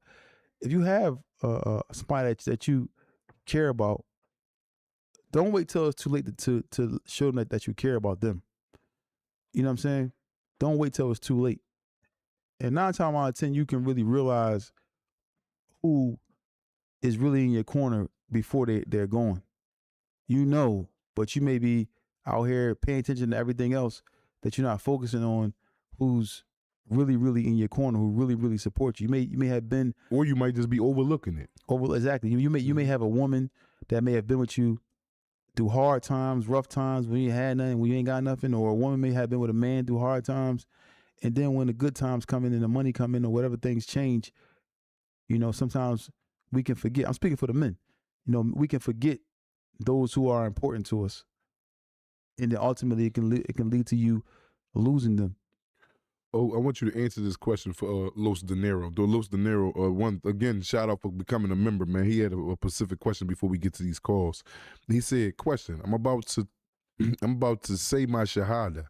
How does one pray if I don't know Arabic?" So I would say this to you. I would my advice to you, firstly, the men, we have to pray at the masjid. So I would get to the masjid firstly as much as possible because you have to pray behind the imam. And then secondly, I would just take the time, the due diligence, and put the time in to learn how to pray before you do anything. Because, you know, we can get up here and start running around and we've been Muslim for, this is me, I'm speaking to the Muslim. We've been Muslim for, you know, 5-6 years, and we still can't recite the Fatiha, sometime longer, but not knocking nobody, but you gotta, if you really want things, you really want to learn things, you gotta put the effort in. Sometimes we spend all day doing this right here, flipping our fingers and all. That's why I put my phone down a lot of times.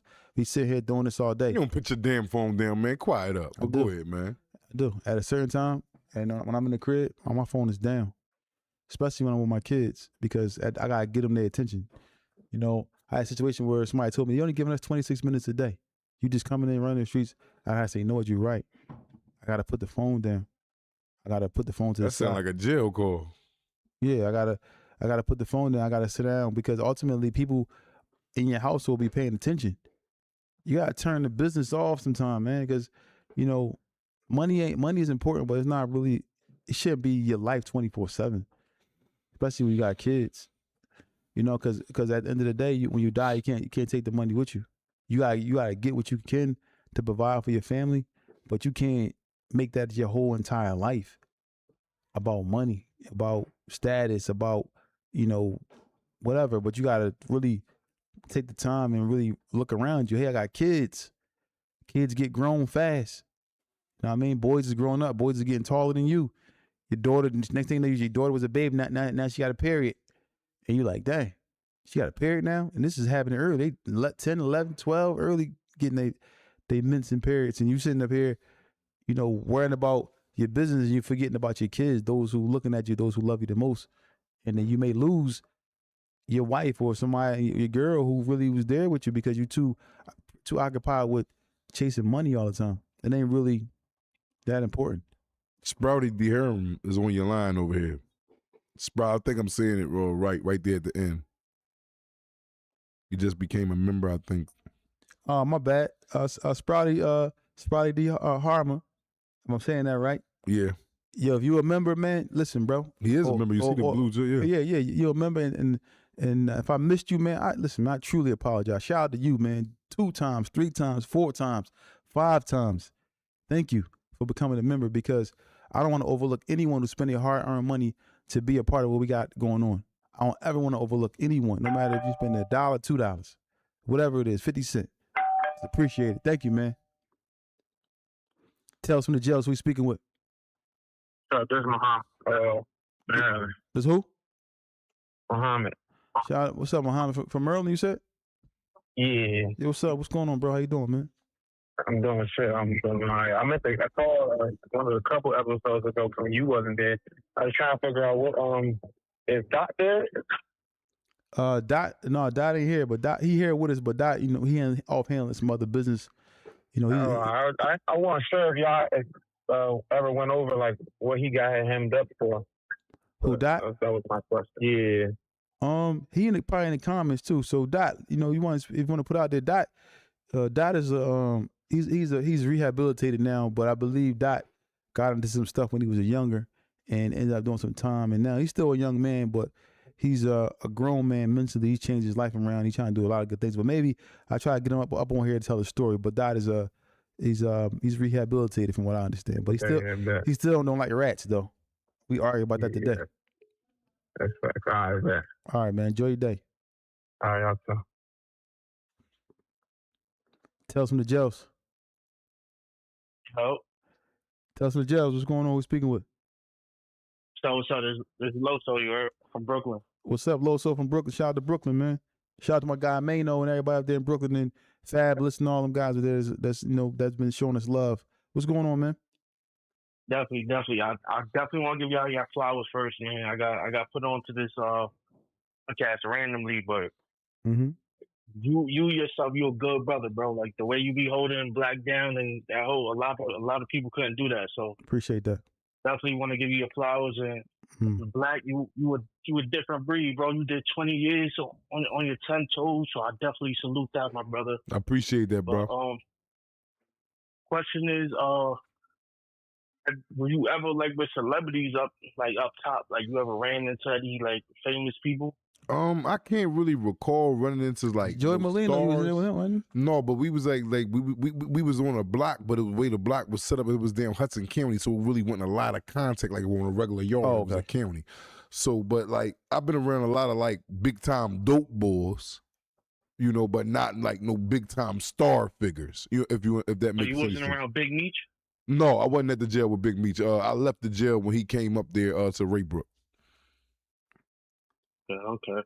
That's what I want to ask, but definitely gonna be supporting y'all. If y'all could come out with some merch, man, so we could really support. Yeah, we ran into a little issue, but it's getting fixed. And that's crazy you said that. I just was working on it today. Me and my guy, shout out to Sai, was working on it today. But we'll chat something real soon.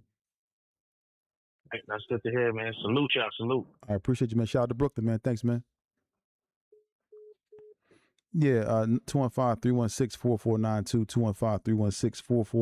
215-316-4492. So, yeah, we get, get to a place now in life where, you gotta, especially I think once you get a certain age, man, it's just time to really, really reflect on life and what's important. You know what I'm saying? And once you do that, you'll be all right. And, it's all about like wins and losses. You're going to win something, you're going to lose something, man. And sometimes a loss isn't always a loss. Sometimes a loss can be, if you lose a person as far as a person being taken from out of your life, you can't always look at it as a loss. You got to look at it as just an experience. And maybe they not meant to be with you or be a part of your journey. And you got to be okay with that. Because if you're not, you're going to be stuck trying to figure out why. I'm going to answer 2 questions real fast. Sparty Durham, if I'm saying it right, Sparty Durham. I'm not saying it right, but you know what I'm saying. Say, yo, Black, was you in the same joint as the boy Reds from Kenzo? I can't recall the Reds from Kenzo, but I'm not saying that I wasn't, but I might have been. I need a better description and a better name, or, just a description of him. Big Shaq, man, shout out Big Shaq, North Philly, stand up, man. He say, if your child lived in a home with their mother and the mother's significant other, would you allow the significant other to discipline your child?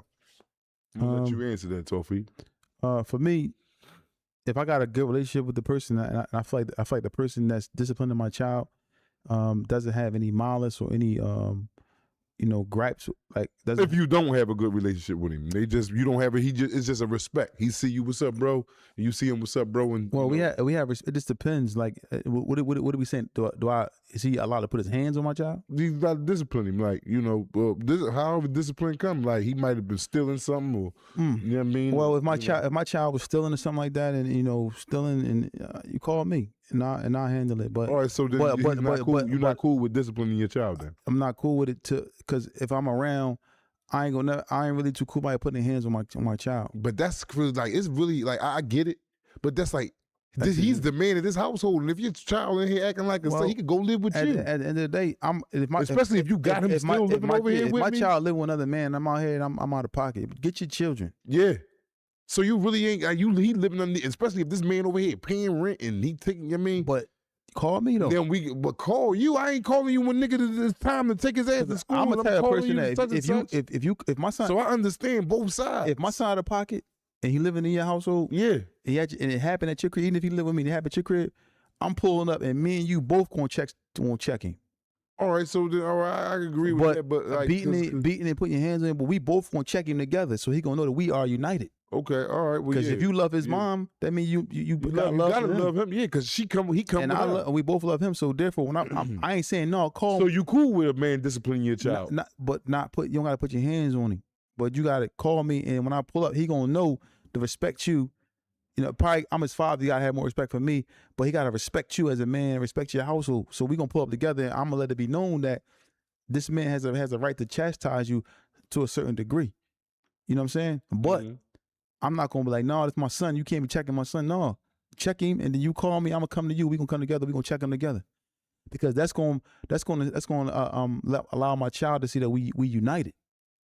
Yeah, but you got them households, man. Whereas though you got to be now. If you then see you, that means you're a father that's in contact with his son.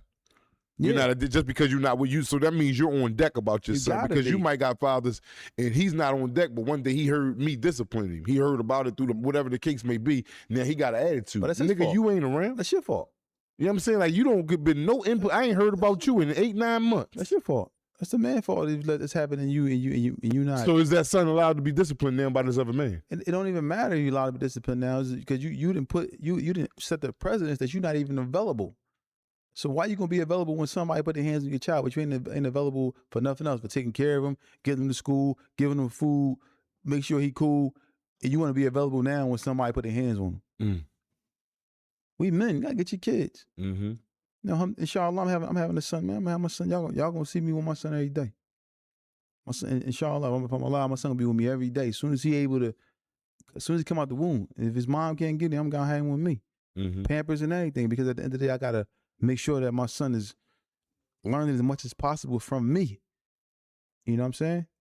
From me. So therefore, you want the best for your child. And if the woman, your ex-wife or your girlfriend has made a decision to move on to another man, sometimes you gotta trust our judgment a little bit and unite with them upon raising your kids. Because this man gonna be around your children whether you like it or not. Yeah, so Shaq come back with the question with this. He say, shout out to you again, Big Shaq. He says, so if a child that's not yours live with you and their mother, would you discipline that child that's not yours? To a degree, yes, I would. To a degree, not physically put my hands on them, because I've been a stepfather for a long time. I never really had to put my hands on my stepson. You know what I'm saying? I never had to really check him like that. Now I did have to do it at a certain time because his dad wasn't around, but I never had to really. I tried to build a relationship with him and talk to him, but there was a time that I had to chastise him in a manner where I had to, get physical with him because that's what the circumstances called for. But if his dad was around, I would have took a back seat, and then I would have expected his dad to handle him. You know what I mean? But his dad wasn't around, so we all been there. But it is what it is. If I ain't around and I ain't playing my part, then I bought that. Tell us from the jails. This is Josh from the Bronx. Shout out to the Bronx. What's up, Josh? What's going on, bro? Bro, I'm chilling, bro. I just want to salute y'all, bro. Y'all doing y'all thing, bro. Thank you, man. I gotta ask. What's up with the in-person live shows, That's bro? we gonna be announcing that next week for sure. Yep, me and my guy today was really sitting down going through all that today. So we gonna announce that next week, and y'all know the date and the time, and then we gonna have a nice outing, man, a nice event.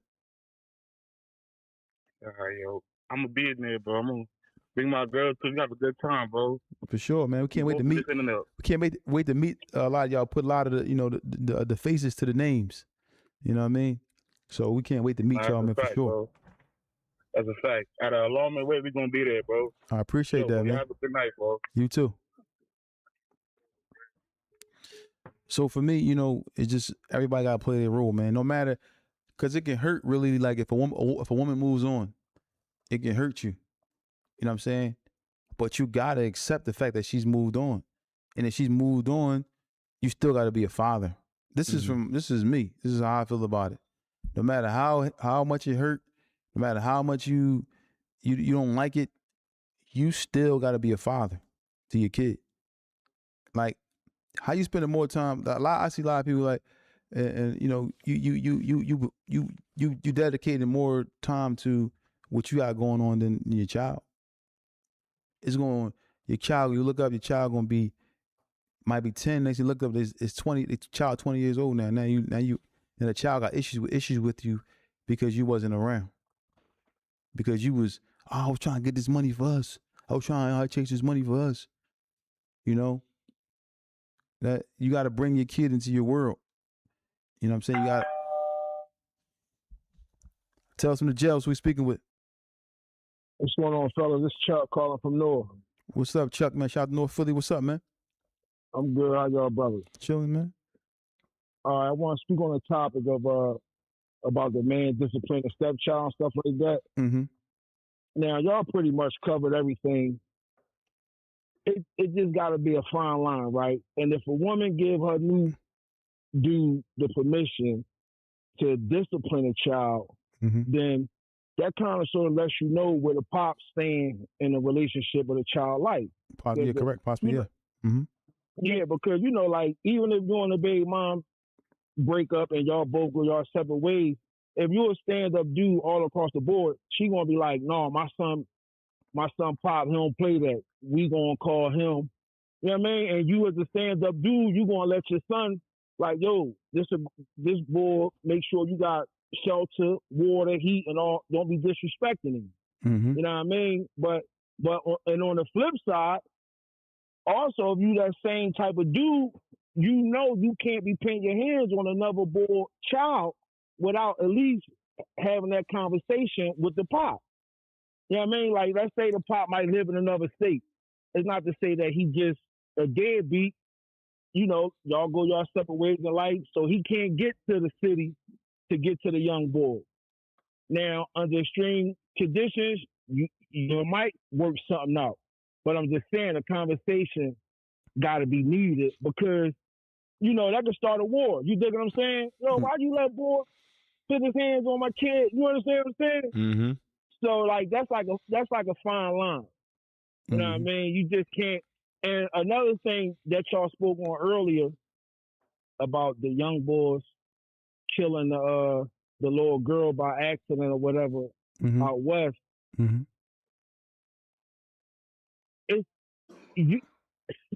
Something got to be done with these young boys, cause like you got to set a precedence for them, right?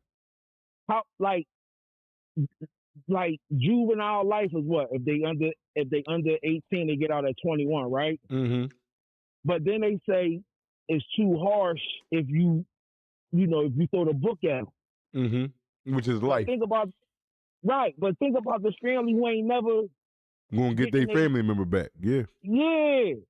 So it's like people tend to side with the aggressor and not the victim. And you can't lock them young boys up, even though the ones that they was locking up back in the day or whatever, it was unfair, like what they call it, legal sentencing, right? Mm-hmm. But in that type of situation, you might have to throw the book because you gotta pitch fair in these young boys.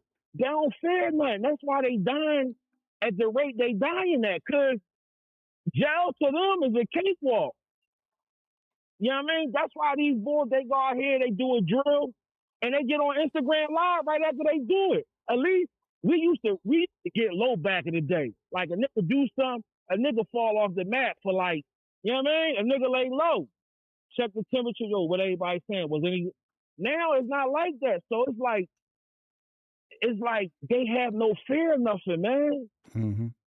You know what I'm saying? Mm-hmm. And it's just like, where are the pops at? Because all you see is the moms going to court. You don't never see the pops like, just like, damn, my son was out of pocket, or, you understand what I'm saying? Yeah. It's always the mom, the grandma, the aunt, the sister. You understand? It's always a gang of women going to support their baby boy, knowing he done knocked 5 people's heads off out this joint. Yeah, and that's the problem. What? Right. So now, but now, when the courts get over aggressive with him, it's like, no, they can't do that. He a young boy. He this, he that. So I don't know, yo. I'm just venting, but I'm just saying, it's like, what do we do? Yeah, I agree. As a society, I mean, as a society, what's too much, what's fair, what's deserved, what's, you know what I mean? Like that type of thing. Mm-hmm. Yeah, but man. That's all I got, fellas. Yeah, appreciate food for thought. Yeah, thanks for calling in, man. Appreciate that, man. All right, y'all. Assalamu alaikum. Wa alaikum assalam. So we get to this again. Once again, it's a lot of different things, a lot of different variables. Everybody's trying to figure out what we should do. But I just think that I'm gonna say this, man. Everybody can't be with their kid's mother. Everybody can't do that. But you gotta try if you can. If you can. But if you can't be with her, you gotta be involved in your kid's life. Because after a boy, I'm just keeping it real in my opinion. After a boy get like maybe 4, 5, if he's around his mom a lot, 6, I mean, in the crib with mom, he gonna start acting like her, bro. And then you're gonna be then you're gonna have to spend 2 years trying to stop him from acting like a female. You know what I'm saying? But it's not his fault. He's just around her all the time. So you're gonna spend so much time trying to correct him when you gotta get him early, get him now. Same thing with the girls. Women have to be women and raise their daughters. You know what I mean? Because otherwise she gonna be picking up, learning how to be a woman from a man, and that's not conducive. Even though a man, we understand how men can manipulate women, so we can give them that game, but they still need to have the softness from their mother, that feminine aspect, and they need that. But it just takes a village, man, to raise children, man, and we all got to be on the same accord, and we can't be selfish. You know what I mean? If we selfish out now, we gonna hurt the kids. Oh, I don't want my kid around that woman. Oh, I don't want my son over there around the ball. If these are the women that they choosing that your ex-husband and wife is choosing to be with, you gotta just say, you know what? I'm all in, because I gotta be all in, because I can't try to be tug of warring, because it's gonna start affecting the child. So now you're gonna try to keep the child with you more than you supposed to. Then now the child can't see the dad. Now y'all in child support court, and the kid is in the system. Kid walking in the courtroom like it's normal. Now your kid walking in the courtroom for committing a crime. Nah, man, these things need to be talked about and addressed, because at the end of the day, the kids are going to be the one that hurt them. I had one of my close friends telling me this yesterday. We were talking about this. I'm like, you right, because the kids are going to be the one that's going to be affected the most. And all this, and you wonder why little Tim out here shooting up, got a switch on his gun, because he's emotional, because no disrespect, he's been around his mom all the time. So when she have an attitude and she's snapping out, she on her period for 7 days, she's yelling at him and talking to him crazy and yelling at him. Now he's adopting that emotion of being someone who's going to yell and lash out. Whereas though men, we supposed to be humble and calm and control our emotions. We ain't supposed to be yelling and screaming at nobody, acting crazy. Supposed to be the ones that can control the environment. But he's around his mom, and there's no knock to women, because that's the way that y'all created. But it got to be a man there to set the precedent. Like, come on, son, we going outside. Mom, you having a hard time. Let's go out. We go out here and go do something. And now your son knows how to deal with mom when she's acting crazy or going through her period or her emotional aspect. Your son know how to deal with the mom. He know how to. I mean, yeah, mom is going. He know how to still be respectful to her while she's going through what she's going through. But if we just leaving him in there, he don't know how to figure it out. He's trying to figure it out. He's feeling like she talking to him like she like that's her husband because she's upset. He don't. The dad ain't there, so he don't know what to do. So, you know, that's just my opinion on everything. I just think, and I'm not I make mistakes too in my household all the time, man. I'm just trying to get better like everybody else, man. But you know, if once you recognize it, you can fix it, or try to attempt to fix it before it's too late. And forget about your feelings a lot of time, man. It's about them kids, man. Tales from the Jails. Who you speaking with? This is James. What's up, James? What's going on, bro? How you doing, man? What's going on? What's up, guys? What's up with you guys? No, we chilling, man. We chilling, man. Just, you know, sitting here talking, man. Talking to you and the family, everybody else here that want to listen to what we got to say. Yeah, I wanted to chime in on that, on raising your kids. Okay, yeah, man. We all ears, man. I believe, and from personal experience, I know it's true. The most important years of your kid's life is from the time they're born to about 3 or 4. That's when they learn the most. And if you discipline them then, you ain't never got to worry about disciplining them. I mean, you might have to check them every now and then, but you got to get them when they're young. Mm-hmm. You know, I mean, a lot of parents, like, you know, have their kids dancing and doing all this when they're little. You know, that's the most important time in their life. That's when they learn the most. That's their sponge. Mm-hmm. You know, man, that's just my opinion on it. But like I said, I know it to be true. Yeah, well, man, I mean, I agree with you, man. You know, I agree with you, man. A lot of times you gotta get them early because you're gonna spend if you let it go too far, you're gonna spend so many years and you're gonna be mad at them. Like, why you acting like a girl? I've been seeing people doing it. I'm like, yo, I've been trying to tell people you gotta calm down. That's not how you gonna get it out of them. You gotta show them. You can't wait till they 12 and 13 and want to start disciplining them. Nah. You never do what they want when they're little and run around doing anything, being bad, thinking it's cute. But then when they're 12, 13, almost big as you want to start disciplining them, it's too late. Yeah, it's too late. And then like a lot. And it takes both parents. Mm-hmm. You know what I mean? It takes a balance. And then you know, I want to say this as well, man. And I thank you for calling in, man. You know, the thing I want to say this is a lot of times too, it doesn't mean getting your kid doesn't mean just getting your kid and then bringing them and letting them sit in the house. You know what I'm saying? He over my crib and he got a game. He's sitting in front of the TV. No, getting your kid mean spending some quality time with your child, man. And, because teaching them some stuff. Listen to what you do, not what you say. Yeah, you want to teach them some things. You want to open a book and sit down and read with them and let them read, let them write. I mean, let them color, let them draw, let them do some things that's taking their mind off of the tablet or the TV. People wonder why their kids shot out because they just let them sit in front of the TV all day. Yep, you let these devices raise your kids. Yeah, and it's so dangerous nowadays because a kid has an answer to any question they want in the world in their hands. So you really can't, you know what I mean? You really can't leave it to the devices to raise your kids because they, like I said, when we were coming up, if we wanted to learn something, we had to go out and learn it. We had to go to the library. We had the answer to any question. There's no censorship. There's no, you know what I mean? So you really got to be a part of the life. Because, you know what I mean? Money and stuff's good, but kids want your time and your attention. Exactly. I totally agree. But, man, thank you for your call, man. Enjoy your night. I appreciate y'all guys. I love what y'all doing. I catch y'all every day. When I'm at work, I'm thinking I brought many earbuds so I can listen to y'all shows and it gets me through the day. I appreciate you, man. Thank you, man. Thank you for the support. Yeah, so you know, for me, man, that's just my opinion, and I haven't been a perfect father at all. You know, I made a lot of mistakes, so I'm just speaking a lot of the things I'm speaking about from my mistakes that I made too, as well. I try to give people game because I'm looking forward to a lot of things. I have a large family, but I'm looking forward to, you know, raising my second son, so I can do things do some things different. You know, not to say my son is all bad, but it's some things I wish I could have did different. You know, with my son, my older son. And that just come from me learning. I was in the streets running around when he was a little young. I thought that just throwing money at him and throwing money at having him in a good neighborhood and living with it and being with his mom all day, long as I put clothes on his back and throwing money over there at the house. And I thought all that stuff was, oh, you got to have money, and money is that. But he with his mom all day. You know what I'm saying? He with his mom.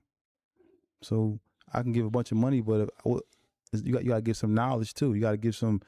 You got to teach him some stuff. You got to show him some things. You can't get your kid, and then you can't have your kid with you, and you showing them the wrong thing. You degrading women. You know what I'm saying? You smoking weed. You know what I mean, people do what they want to do in their house. So I'm just saying, and then you wonder why your kid is smoking and drinking. They see you doing it. You closing that door, they still smell it. They know what it smell like. You know what I'm saying? They know what that is sitting on the counter. So they want to do the same thing that you doing. So, you know what I'm saying? Everybody had their own beliefs of what they want to do in their household. I'm just saying you got to be real, real careful because your kid may run out. And some people say, as long as you do it in here, it's cool. You know what I mean? But that doesn't mean nothing. It's still affecting them. You know, as long as my daughter, she in here with her boyfriend, or as long as my son in here with his girlfriend, as long as they getting high and getting drunk in the house, like what? That's just my opinion. I'm not knocking nobody. This is my opinion. You setting your kid up to be indulgent, and your kid may go off to be an alcoholic now because he started out drinking a little sip in the house with you. Now y'all sipping and talking, and next thing you know he go out to be an alcoholic, or he get drunk somewhere else. Somebody put something in his drink and mess him up, or they put the wrong thing in his blunt or whatever he's smoking because you thought it just was okay to do it. This is me. This is my opinion. Certain things you gotta keep away from your family, away from your kids. But ultimately, you got to get your kids and try to be the best because everybody has two things: a mother and a father. Whether they around or not, everybody has two things: a mother and a father. You know. So yeah, man. I want to thank everybody for calling in. And another thing, someone asking us. So everybody has a mother and a father. And when you have a mother and a father, everybody has to be, involved in the child's life. Step parents as well. Everybody got to be involved and have the common goal with the children. That's just my opinion. But yeah, I want to thank everybody for tuning in, man. I want to thank everybody who's been watching the show, everybody who's been subscribing. Don't forget to hit the like button. And if you can become a member. We are going to continue to have different guests up here, different stories, different scenarios, different topics, all for just to spread the awareness. Once again, Tales from the Jails does not support criminal activity, or we do not glorify prison. We just have people that may have broken the law, went to jail, whatever, and now they're home.